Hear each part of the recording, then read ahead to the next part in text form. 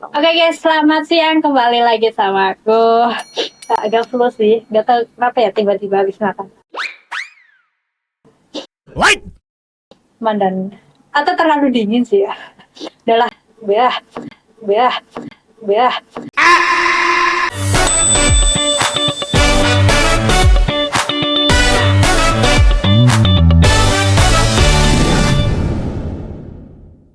Kembali lagi di PMI Kebumen Podcast. Kali ini PMI Kebumen Podcast menghadirkan narasumber, ya teman sendiri juga, narasumber ya, pokoknya kenal lah. Kalau biasa aku panggil Biunge, nggak tahu, mungkin karena dia udah jadi Biung ya dari semua anak-anak yang ada di sini, jadi orang-orang tuh manggilnya Biunge gitu. Nah, kita sapa langsung dengan halo Biunge. Halo. Sebenarnya geli juga sih ya. Biasanya dipanggilnya ibu, ini dipanggilnya biungnya gitu kan. Agak lain memang. Aku ngikutin peradaban yang sudah berjalan ya. Oke, Aku ya. masuk dipanggilnya kan biung ya. Ya wes Iya. sama biungnya. Oke, jadi ini nama aslinya Mbak Hafifah ya. Mbak Hafifah Nur Umami ya. Nggak ada nurnya. Oh, nggak ada. Ikan pipit. What? Ya. Hafifah Umami. Oh ya ya ya. Yang ada nurnya itu cuma pipit kayaknya. Iya ya. Ya. Oke. Ini Mbak Hafifah Umami, beliau selaku staf bidang relawan PMI Kabupaten Kebumen. Jadi juga udah lama beliau di PMI Kabupaten Kebumen membidangi bidang tersebut. Kita akan mengulik lebih jauh karena baru aja kemarin kita staff gitu itu diorientasi sama pengurus itu. Kenapa gitu kan? Kalau orang awam pasti bertanya, kenapa kita mesti diorientasi? Sebenarnya aku sendiri juga pengen bertanya, kenapa sih aku harus diorientasi? Harus banget ya gitu. Nah, kita akan bahas jauh bersama beliau di session kali ini. Oke, Biumi, sebenarnya sebelum jauh ya membahas itu, elemen apa aja sih yang ada, keanggotaan apa aja yang ada di PMI Kabupaten Kebumen ini? Kalau untuk komponen di keanggotaan sendiri itu ada pengurus, ada staf, dan ada relawan. Pengurus itu jajarannya dari tingkat atas. Ada dari pengurus pusat, pengurus provinsi, sama pengurus kabupaten. Nah, untuk kita itu kan ada di kabupaten. Nah, selain pengurus ada namanya staf. Staf itu pun juga mengikuti dari masing-masing unit yang ada di kabupaten tersebut. Kebetulan di Kebumen itu ada unit markas, unit donor darah, sama unit pelayanan jasa, ada UPJ. Nah, semuanya itu terhitungnya karyawan. Nah, selain karyawan, ada lagi satu komponen namanya relawan. Relawan ada juga beberapa unsur. Ada PMR, KSR, TSR, sama DDS, donor darah sukarela. Nah, itu komponen di relawan. Nah, semuanya itu adalah komponen di dalam PMI, organisasi PMI. Pengurus, staf, relawan gitu. Komponen ini sebenarnya fungsinya beda-beda ya, Yung gitu. Beda dong, beda. Pastinya gitu. Apa yang menjadi Bukan beda pembedanya? job desk-nya sih, cuman apa ya?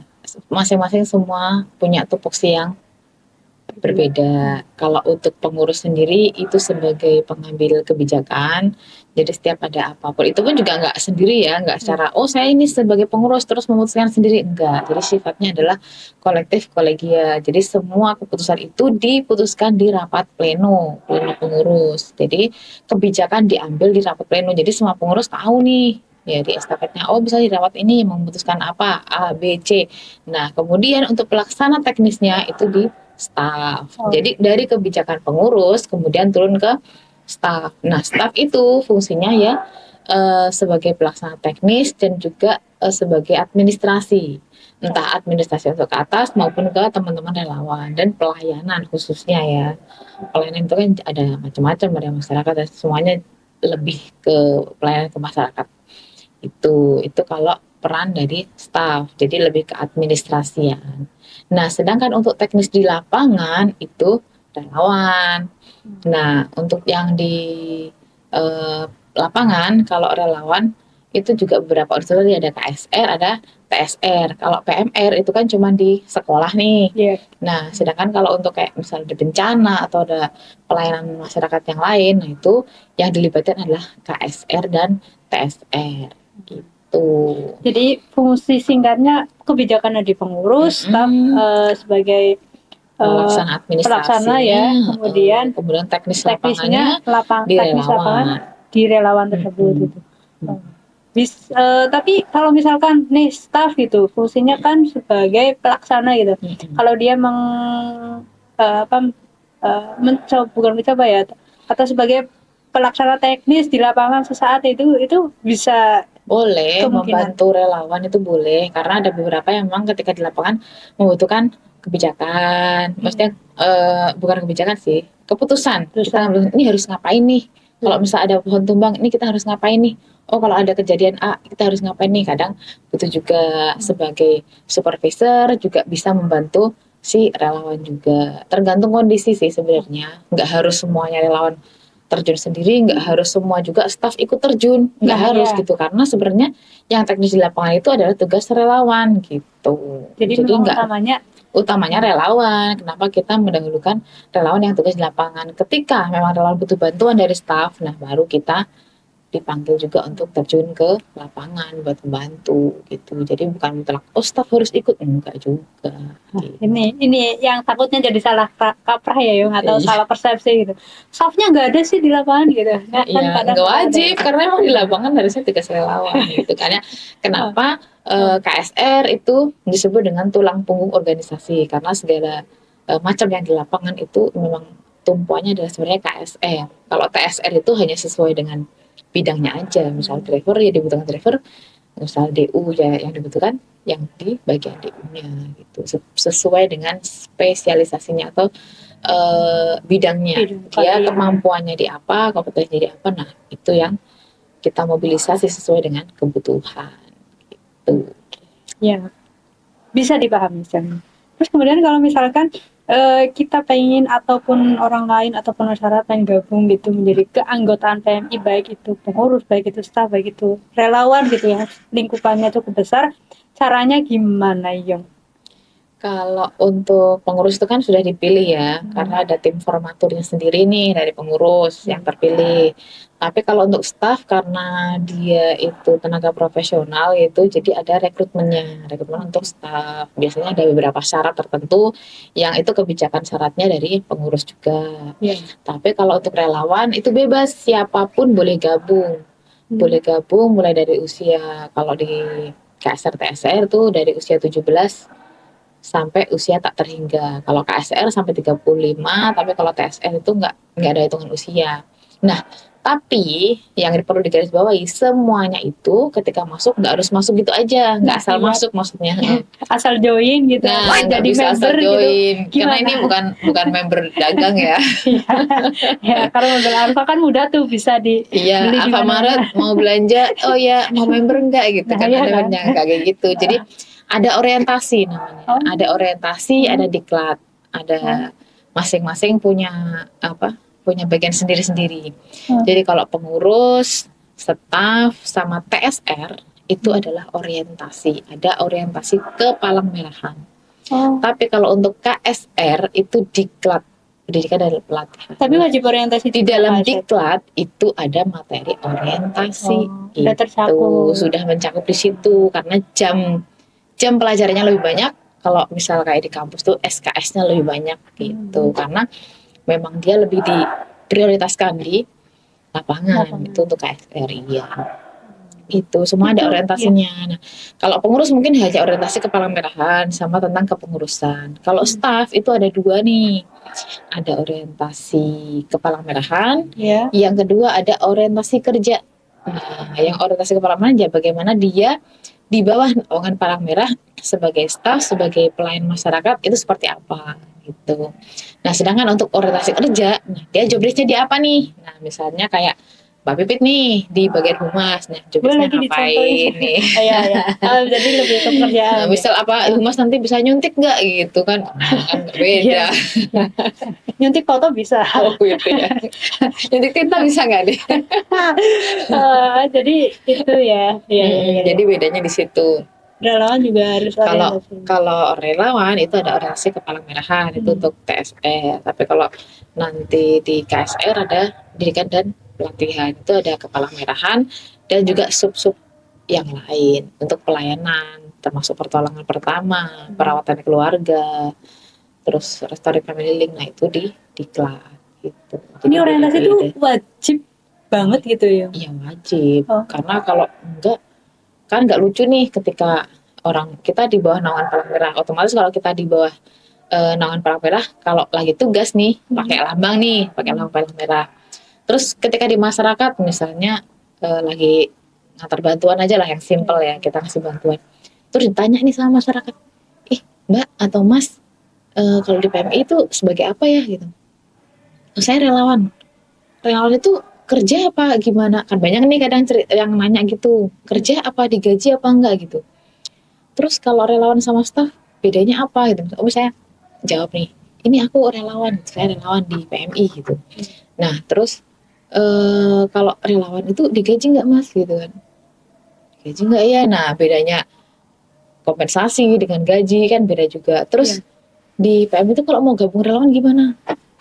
Gimana ya nggak tahu kan nggak lucu nih kalau ditanya haho gitu kan, bukan haho production ya ini Iya. haho gitu. Kan nggak tahu nih. Terus ini lambang PMI kok ada kelopaknya 5 nih, kok kenapa nggak bulan sabit aja? Kan ada tuh dulu booming banget tuh, misal kok nggak bulan sabit? Nah padahal kan udah ada aturan nih, setiap negara terserah boleh milih gitu, mau palang merah apa bulan sabit, tapi pilih salah satu gitu. Nah itu kalau nggak dipahami oleh relawan kita sendiri, kan nggak lucu di masyarakat kita ternyata nggak tahu gitu kan. Iya. Soalnya saya pernah nih Mbak Bibit sekedar cerita dikit ya. Waktu beli es, ceritanya beli es buah gitu ya, sop buah gitu. Ditanya, Mbak kan saya pakai seragam nih. Mbak di PMI ya? Iya. Karyawan apa relawan gitu? Karyawan. Oh berarti kenal ini. Nah yang disebutin tuh relawan semua gitu. Terus ada juga beberapa kali yang nelpon nih ke sini. Mau ketemu dong sama si A gitu. Terus orangnya nggak ada standby. Katanya kerjanya di PMI. Nah ini kan kadang pemahaman masyarakat Padahal relawan gitu. Iya. Kalau relawan kan tidak terikat jam kerja. Tapi kalau staf karyawan terikat dengan jam kerja gitu. Makanya kita juga harus tahu gitu. Relawan juga harus dipahamkan itu biar masyarakat juga tahu kalau kita di masyarakat atau lagi ditugaskan juga nggak apa ya bedanya apa ya nggak tahu. Iya itu. Iya. Karena yang padahal kayak misal TSR itu kan banyak banget ya. TSR itu ada banyak kelompok driver, kelompok sibat, kelompok mungkin tukang masak, koki, kelompok tukang, kelompok guru, pembina. Nah itu ada yang menyebutkan semuanya gitu. Padahal itu sebenarnya satu namanya TSR itu. Banyak juga tuh yang nggak paham. Iya sih. Banyak yang gagal paham. Supir TSR supir gitu kan juga ya. Supir gitu. Iya TSR gitu. Iya, maksudnya TSR itu. Ada yang masih gagal paham itu juga masih banyak gitu. Perlu orientasi kayaknya ya. Orientasi ulang mungkin ya. Padahal udah disampaikan juga gitu. Nah, mungkin tinggal dia memperhatikan apa enggak gitu. Iya. Ya intinya biar gitulah, simpelnya biar enggak haho gitu kalau ditanya kan. Oke, jadi emang wajib ya yo. Di samping wajib juga ada tujuan tersendiri. Iya, karena kita semuanya ada aturannya. Jadi tinggal ngikut aja sebenarnya. Tinggal kita menjalankan apa yang sudah ada pedomannya gitu. Termasuk pedoman karyawan, pedoman untuk pengurus, pedoman untuk relawan, itu kan ada manajemennya gitu. Manajemen relawan itu juga ada yang ngatur relawan. Jadi kita di organisasi itu nggak jalan sekarang PDW gitu. Jadi ada aturannya. Kita juga diatur. Di ADART pun kita diatur. Termasuk pengurus maksimal harus berapa itu ada aturannya juga. Aturan kita orientasi nih harus berapa jam ada juga gitu. Ya itu ada aturannya ya. Ada kurikulumnya, ada aturannya, ada Materinya pun sudah dikasih nih dari Kurikulum pusat. Merdeka bukan?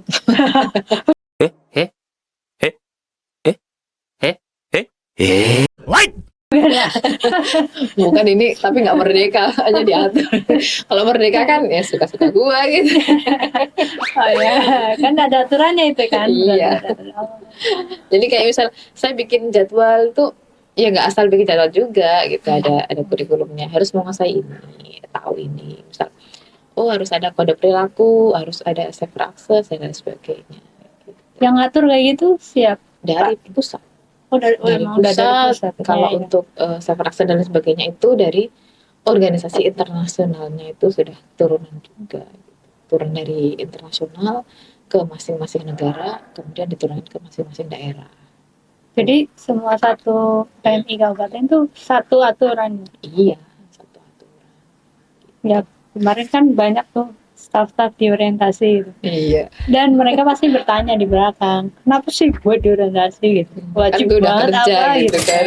Iya, kan gue bekerja gitu, kenapa di orientasi? Oh ternyata itu jawabannya. Iya, biar tahu. Kan mereka juga nggak cuma di kantor doang kan, nggak cuma di markas aja. Mereka juga keluar, terus bergaul dengan masyarakat juga. Mesti ngobrol lah dengan masyarakat gitu. Jadi biar satu apa ya, seia sekata gitu. Asik. Iya. Yes, Ya biar sama kan, nggak Iya, lucu iya, nih. iya. Nanti nanya sih, ah lu katanya kayak gini, nanti nanya beda orang, lu katanya kalau di PMI kayak gini, kan nggak lucu. Iya, iya, iya. Iya sih, betul, betul, betul. Nah kalau orientasi kayak gitu, relawan itu diorientasi oleh siapa Yung? Kalau staff harus diorientasi oleh siapa? Kemudian kalau pengurus harus diorientasi oleh siapa itu gimana? Sebenarnya tidak ada patokan dia harus diorientasi dengan siapa. Ya, Yang penting yang mengorientasi itu sudah paham gitu. Karena yang mengorientasi itu paling tidak paham kepala merahan. Nah, yang paham kepala merahan di sini disebut juga dengan diseminator. Nah, kemarin kenapa dari staf kita yang mengorientasi dari pengurus, kebetulan salah satu pengurus kita itu adalah diseminator nasional. nasional. Nah, diseminator itu di bawah ICRC juga, di bawah Palang Merah Pusat juga. Tuh. Jadi diseminator itu ya memang membidangi tentang kepala merahan, tentang dasar hukumnya, turunan dari apa namanya undang-undang, mulai dari undang-undang kepala merahan nomor 1, kemudian ada turunan-turunannya. Nah itu yang membidangi dari diseminator. Gitu. Sebenarnya nggak harus pengurus juga. Misal saya diseminator boleh gitu. Oh, meskipun misalkan kita itu staff gitu ya Yung? Iya. Oh, Karena itu kan masuk ke spesialisasi ya. Spesialisasi kan ada yang pertolongan pertama, iya. ada diseminator kepala merahan, kemudian nanti ada yang bagian restoran family link misalnya, itu kan masuknya di spesialisasi. Siapapun boleh, gitu, nggak harus pengurus. Nah kebetulan kemarin ya dari pengurus, karena nanti kalau sama saya bosen gitu ketemunya itu aja. Nanti saya yang bagian mengurasi relawannya gitu. Yang staff ya biar pengurusnya.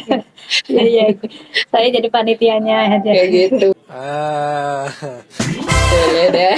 Oh, ya, ya. Oh, jadi aturannya kayak gitu ya. Terus kalau misalkan harus ada jalannya orientasi gitu, apa aja yang akan diberikan oleh orang-orang yang mau diorientasi ya? Apa aja yang diberikan, maksudnya Baik ke itu materi, baik Oh. itu lain-lain gitu. Jadi misal aku nih ikut orientasi, yang harus dikasih ke aku apa sih gitu, Iya, iya. materinya Iya, gitu iya. ya. Materinya ya ke Palang Merahan itu udah jelas ya. Palang Merah itu meliputi beberapa hal. Ada tentang sejarah Palang Merah. Kan orang Palang Merah tahu nggak Bapak Palang Merah siapa? Siapa ya? Kan nggak lucu juga, nggak tahu gitu loh. Ketuanya siapa? Nah sebenarnya tujuannya itu aja sih, simpel Kamu nggak sebenarnya. pengen nanya aku? Iya, iya. Boleh nih dites sendiri nanti masuk Jangan wahana dites di Kepala sini Merah. deh. Nah itu, jadi Kepala Merah itu meliputi ada sejarah ya, Iya. sejarah Palang Merah. Sejarah Palang Merah itu pun dibagi dua, ada sejarah Palang Merah dunia, ada sejarah Palang Merah Indonesia. Gitu. Bapaknya pun sendiri-sendiri ya. Beda bapak, beda ibu. Iya kan? Lucu Itu juga. artinya aku memahami orientasi, Bun. Gitu ya. Oke deh. Iya, iya. Sip, sip, sip. Nah, dari sejarah, kemudian di dalam sejarah itu kan ada namanya 7 prinsip juga. Oh. Nah, kenapa muncul 7 prinsip? Itu kan juga 7 prinsip, fungsinya apa, kemudian kita kalau keluar pakai lambang, lambang itu yang diakui ada berapa, fungsi lambang itu apa saja. Nah, itu kan dasar banget, dan itu kita harus tahu gitu loh, fungsi lambang apa. Terus selain itu juga di Palang Merah Indonesia sendiri itu membidangi apa saja, kerjanya apa sih. Masa kita orang Palang Merah kita juga nggak tahu kerjanya Palang Merah, kan nggak lucu gitu. Nah, kerjanya apa aja? Oh, kalau konflik kayak gini. Oh, kalau bencana kayak gini. Nah, komponennya Palang Merah apa aja gitu kan? Kan ada 3 nih komponen Palang Merah tuh. Masih ingat nggak tuh? Nah, mulai dari internasionalnya sampai di perhimpunan nasionalnya gitu. Itu terkait bersejarah ya, bersejarah. Nanti ada lagi tentang hukum humaniter internasional gitu. Kalau kita ditugaskan ke luar negeri, kayak misal mau ditugaskan di Gaza nih, kemarin katanya nggak ada yang daftar nih. Dibuka relawan buat pemulasaraan jenazah di Gaza, nggak ada yang daftar, itu kan nggak takut. Nah, Jadi kayak mana-mana gitu. atau takut. Nah, nggak tahu ya, kita latar belakang juga nggak tahu. Itu sempat dibuka. Nah, kayak gitu kan kita juga, oh kalau di sana nanti pakai lambangnya harus gimana. Nah, kan kalau kita nggak tahu, nah itu juga membahayakan diri kita sendiri. Mending kalau diri sendiri, kadang bisa merugikan orang lain juga gitu kalau kita nggak paham gitu. Itu tentang kepalang merahan. Terus ada lagi tentang safer access nih. Safer access itu bagaimana akses kita itu aman gitu.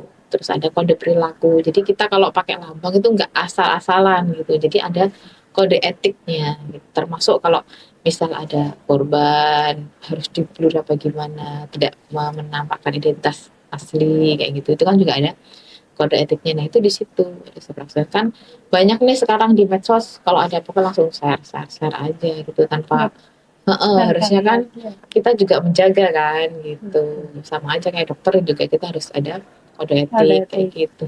Sama kita juga harus menjaga kerahasiaan pasien gitu. Cuma nanti yang masih kadang-kadang yang namanya orang banyak juga ya, pemahamannya juga kadang ada yang ya bener mendengarkan, bener memperhatikan, ada juga yang enggak gitu. Nah, itu tujuan prestasi biar enggak seperti itu gitu, semua ada aturannya gitu. Gitu. Terus sama manajemen relawan, keuangan, kan. akuntansi atau apa? Ya, kita biar urusan keuangan itu. Nah, kita di manajemen SDM-nya aja deh gitu, SDM-nya aja. Nah, di manajemen relawan itu dia ngatur relawan.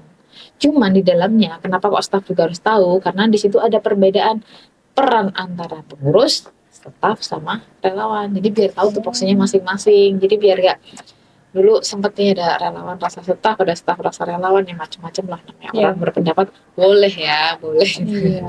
Gitu. Jadi biar tahu bedanya aja gitu. Ya, nanti kita juga tahu memposisikan diri kita, oh harus gimana sih? Sebagai staf aku harusnya gimana sama relawan. Walaupun saya juga masih belajar ya, bukan terus saya pintar menyikapi semuanya, enggak. Saya juga lagi belajar karena relawan tuh banyak orang, banyak kepala, dan kepengenannya tuh macam-macam. Ya. Keinginannya ada yang kanan ke kiri, ada yang ke atas, ada yang ke selatan gitu. Keinginan ke bawah ada nggak? Jadi kadang ya mungkin suatu keputusan, suatu kebijakan itu tidak akan menyenangkan semua orang gitu. Pasti.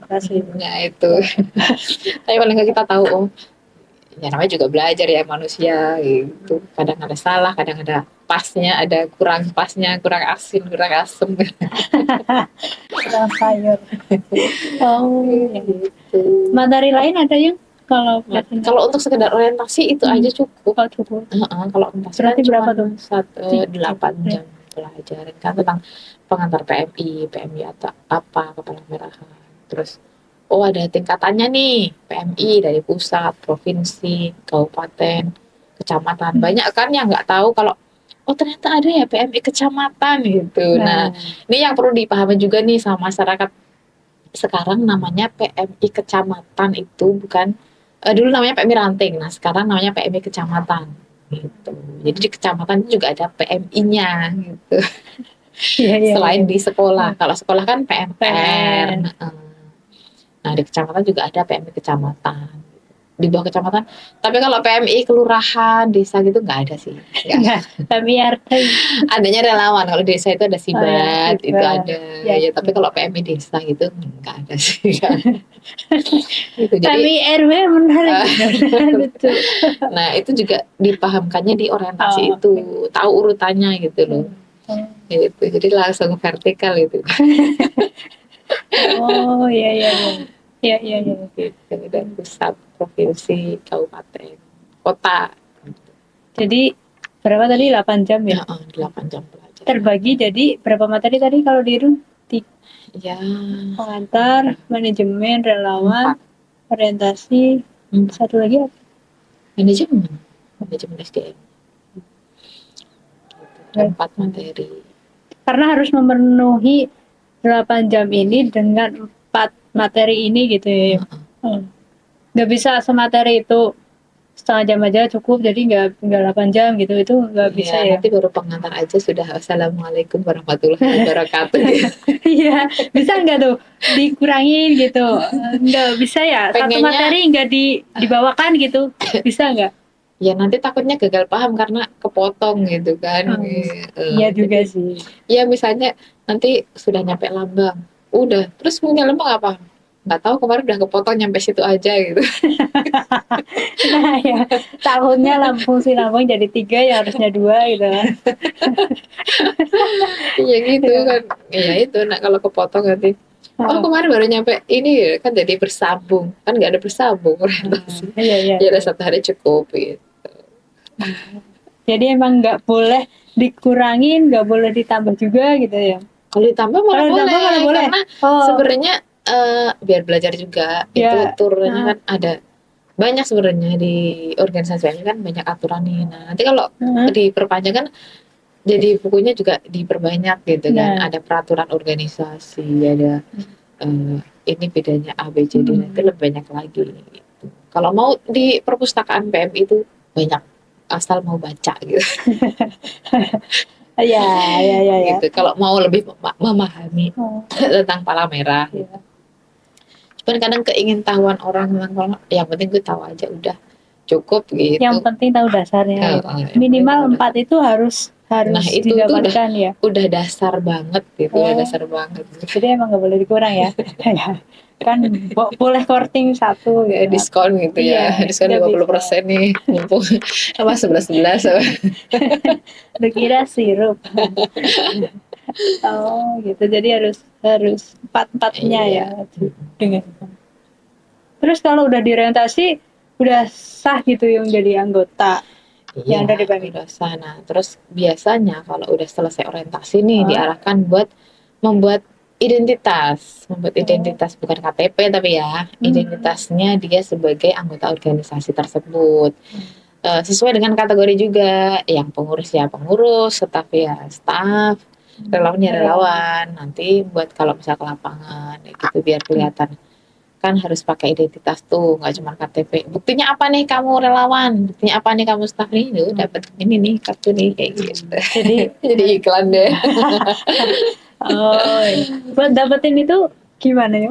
Nah itu nanti pakai Organisasi yang mengeluarkan atau gimana?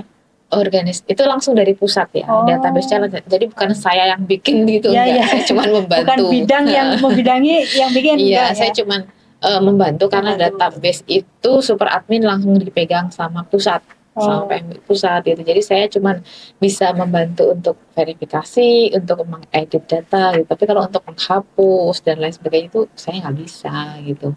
Nah, terus bedanya lagi nih antara pengurus, staf, dan relawan. Kalau relawan itu bisa ngisi secara mandiri di aplikasi itu, di aplikasi Siamo namanya, Sistem Informasi dan Administrasi Manajemen Organisasi. Siamo. Iya, Siamo. Yes. Itu Play Store ya? Iya, di Play Store ada.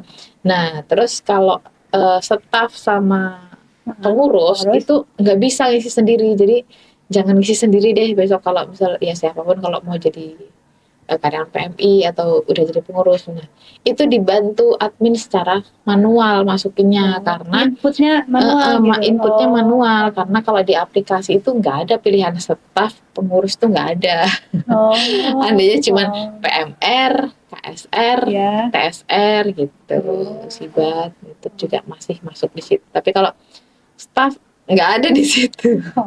Itu. Jadi harus inputnya manual. Jadi ada warningnya, catatan khusus. Iya, Jadi catatan khusus. pengurus sama staf Pengurus ya. dan staf tidak bisa lewat aplikasi. Nah, nanti kalau udah di-input dari admin baru bisa masuk ke aplikasi gitu.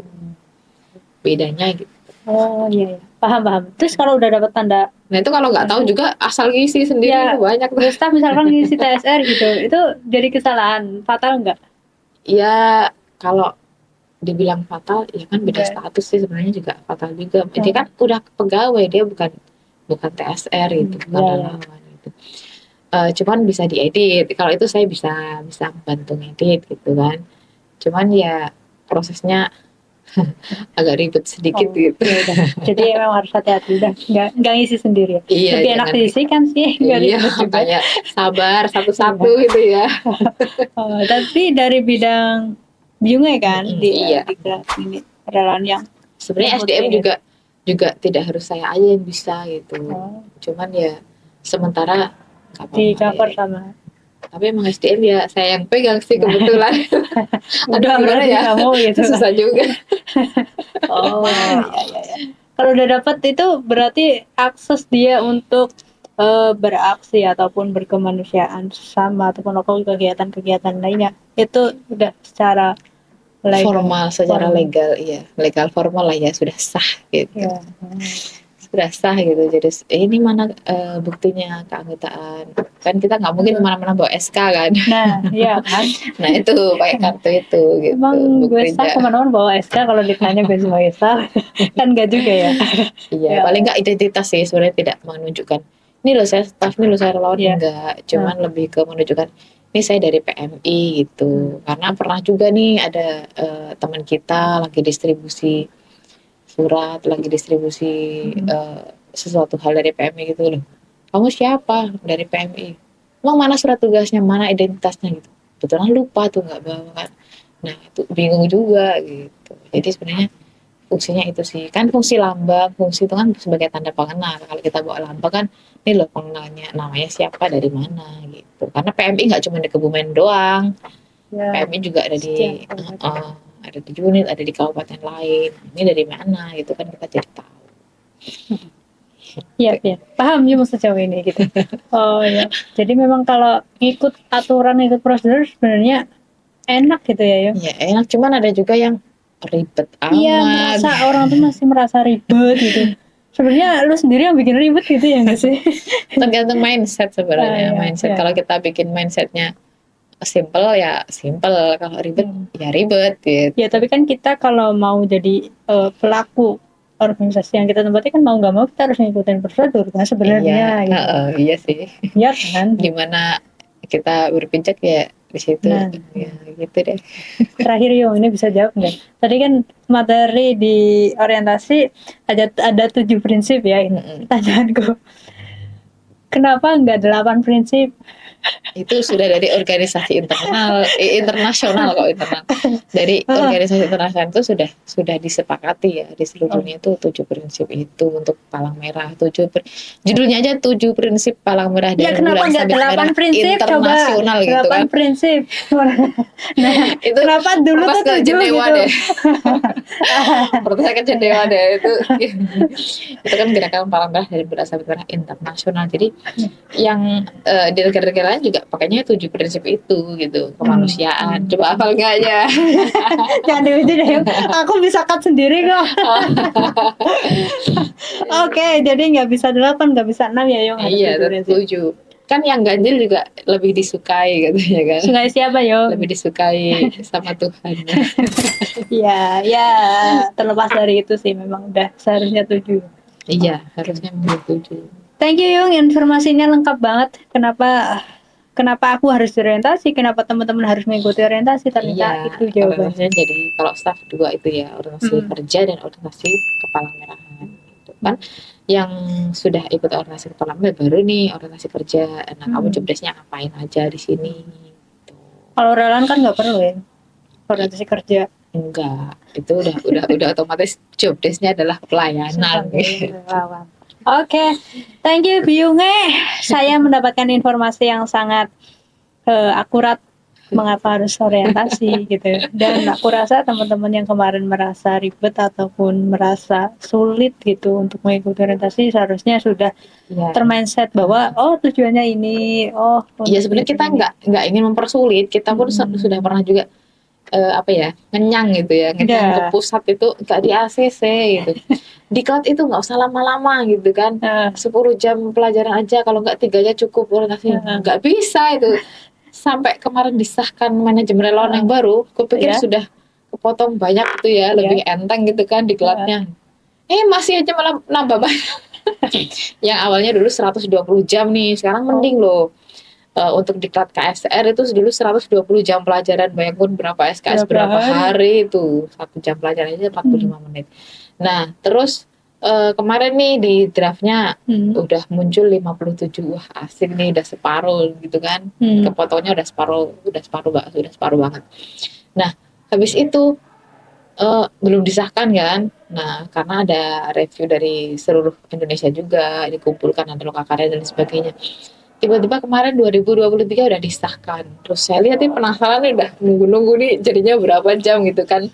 Karena kurikulum semuanya ada di situ gitu. Wah, kok jadi nambah? Nambah lagi dari 57 jadi 67, nambah 10 jam sendiri. 10 jam itu sehari nggak cukup gitu loh. Seharinya?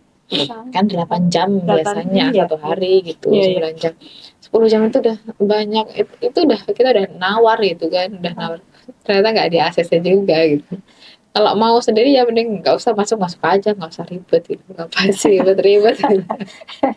Ya nggak bisa dielak sih ya. Iya. Ya orang kita juga tinggal ngikutin aturan yang ada, ya udah. Ya, thank you Biyunge. Jadi memang itu yang harus kita ikuti kalau memang kita sedang berada di suatu tempat, suatu organisasi, ya kita jalani apa aturan yang ada ya. Ya. PMR pun juga dia orientasi kan. Oh, PMR orientasi juga, Yung? Kan ada materi kepala merahan, ada 7 materi gitu. Itu termasuk ada kepala merah itu. Berarti aku harusnya udah orientasi dari PMR, Yung. Salah satu bentuk orientasinya PMR gitu. Nah, masalahnya adalah waktu PMR belajar itu enggak gitu. Belajar, Yung. Korla PMR, Yung. Oh, ada korla. Ketua apa korla? Korla sih kan ketua. Tapi kan belajar ya, terlepas dari itu memang ya kalau udah aturan ikut aja. Tapi kadang lupa nih udah PMR. Kemarin apa? Aduh apa ya? Namanya masih sekolah, kadang kan masih angin lalu gitu ya. Iya namanya masa. Iya, semua ada masanya. Oke, Biyunge, thank you ya informasinya. Thank you udah hadir di sini. Kita akan bahas lagi mengenai relawan, kayaknya menarik nih. Tadi udah bahas relawan banyak. DDS, ada PMR, terus ada TSR ya. Kita next session kita akan bahas sebenarnya peran-peran dari relawan PMR ini Sibat, kemudian TSR ini apa aja sih. Kita next time deh gitu. Thank you yang orientasi ini udah terjawab ya. Iya, masing-masing. Banyak banget ternyata ya. Ya ini banyak banget, nanti udah ngeditnya terlalu ini. Thank you ya Biyunge udah hadir di PMI Kebun Podcast. Kita akan kembali dengan narasumber yang lainnya. See you next time. Wassalamualaikum warahmatullahi wabarakatuh. Waalaikumsalam warahmatullahi wabarakatuh.